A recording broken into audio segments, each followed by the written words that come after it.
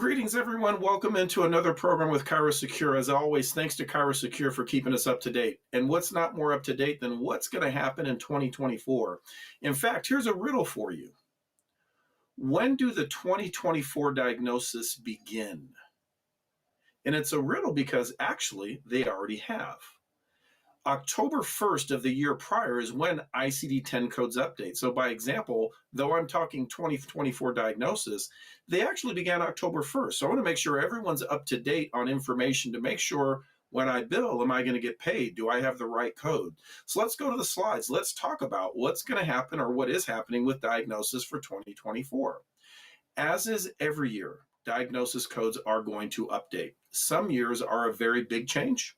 Like by example, remember the years all the codes changed for disc, and then we had the change for back pain. We have to make sure what years happen or what happens throughout the years, but more importantly, what's important to us. I'll be honest, I'm pretty chirocentric. I really care about what chiropractors get paid for. But I will say this, diagnosis is the lifeblood to having claims paid and understanding what we're doing. Coding matters. In other words, the code tells us what's wrong with that patient. Why are we treating them, the length of care, the type of care plan we're doing. So the better we are at giving a proper diagnosis, the better we are making sure that people understand what we're treating and ultimately making sure we're getting paid. So now with diagnosis, always think of it, keep it simple. It is what is wrong with your patient. And remember, for insurance, they always kind of want that neuromusculoskeletal diagnosis, but I just want to be a little bit careful because is that all really? I mean, is a chiropractor limited to, I can only treat neuromusculoskeletal conditions? Actually not. A chiropractor can treat the human condition. Now, I will be careful of saying you can treat things that are way outside, like I can cure cancer, things of that nature. But realize when we talk diagnosis, it's not just about what will insurance pay, but also what are you seeing? What are you treating that patient for? And remember that beyond the neuromusculoskeletal stuff, it includes comorbidities. Things that are underlying that may not be things you're treating directly, but will increase the need for care because they complicate, if you will, the recovery of that patient. So I want you to start to think of your diagnosis is your way of communicating, regardless of insurance or just to a patient, what is wrong and why we're caring for them. Well, as you're well aware, diagnosis codes do update every year. This year was no different, but they updated October 1st. So make sure if you're using these codes, they're going to be the new ones. Now, here's the good news for this year. There were no changes to the common codes. If you remember 2 years ago, the headache codes had made updates, or the back pain codes, the headache codes, disc codes. This year, there was really nothing deleted that we use commonly, so I think a little bit easier for us. But they've also updated some codes that allow us to treat, or really, I would say, describe things that we were never able to describe before. So for this year, you can note that there are now 73,674 codes. Do you care about that many codes? My opinion, no. What I care about are the things that are pertinent to us. So even within that, though, are you going to use 73,000 codes? Of course not. I would bet most chiros have probably not coded more than 25 different conditions their entire career because we have a tendency to see a lot of the same things. The key for me is making sure, do I have the right information about the condition I'm treating? Do I have the most up-to-date, most accurate code? So there were 395 additions this year. And you're thinking, ooh, 25 codes were deleted, 13 revisions. But what I care about is what's specific to us. As far as neuromusculoskeletal, there were no changes to the common codes you're all used to, but they did add some codes. Like last year when they added the annular fiber tear or codes, they've now added some codes for migraines that we've never had before. Now, this one might surprise you a little bit. Notice there's now codes that indicate chronic migraine. And you're probably thinking, well, Sam, I think there were chronic migraine codes. Actually, there weren't. Even though there's about 40 migraine codes, none indicated chronic. So we have these new codes for chronic migraines. Now, is that certainly something chiropractors treat and have patients come in for? Absolutely. And the better we are at describing it, whether it's chronic or just an intermittent, not intractable, if you will, we want to start to make sure that we have information that highlights that, with the idea being, I think of it simply. Would someone with a chronic migraine potentially need more care than someone without a chronic migraine? I would say probably yes. The important is that there's new codes. Are there major, like, oh my God, earth shaking? No. But if you treat migraines, certainly this is something you want to update to make sure, do I have the most accurate code? Now, what about other codes? Well, they did have some code updates to Parkinson's.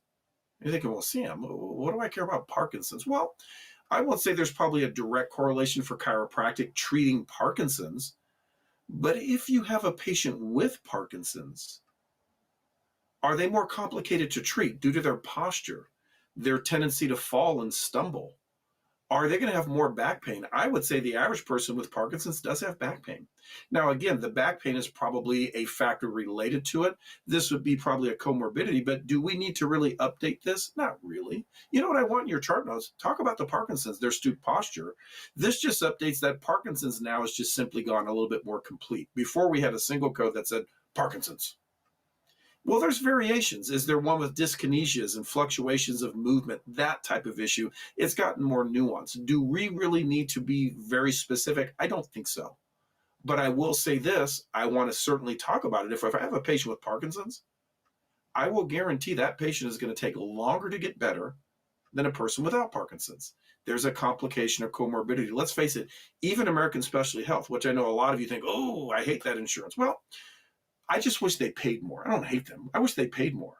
But when you go a pre-treatment authorization, they do pay attention to these type of complications and comorbidities as to why this patient may need 12 visits and not 6 visits, let's say. There's also some new codes for osteoporosis. And you think, well, there's already a lot of codes. Here's what was interesting, though. They never had age-related osteoporosis to the pelvis. They named a lot of other bones, so they added them in there. Now, is that an important one for us? Maybe. If a person has osteoporosis, should we know that? Should we be aware? Because maybe we may not want to manipulate in that area if that bone is very soft. It could be, resulting in a fracture. So something to keep in mind. Now, here's what I'm pointing out. Wait, Sam, you gave me migraine codes. Okay, those are new and updated. But Parkinson's and osteoporosis, are those ones that I'm really going to need or use? Well, as I noted, probably not to some extent, but as a comorbidity. Here's what's important. Do you have the proper codes when it comes to making sure you've identified what's wrong with the patient in the best way possible? By example, would I just want to say headache if someone has a migraine? I mean, headache would be accurate, but would chronic migraine be better and identify why this patient needs more? One of the biggest complaints I get as an expert dealing with you and dealing with insurances and payments, dealing with boards and otherwise is I am not getting the care plan that I expected. And I always first look at, did you give a diagnosis for that? So start to look at your diagnosis to make sure that's how you communicate.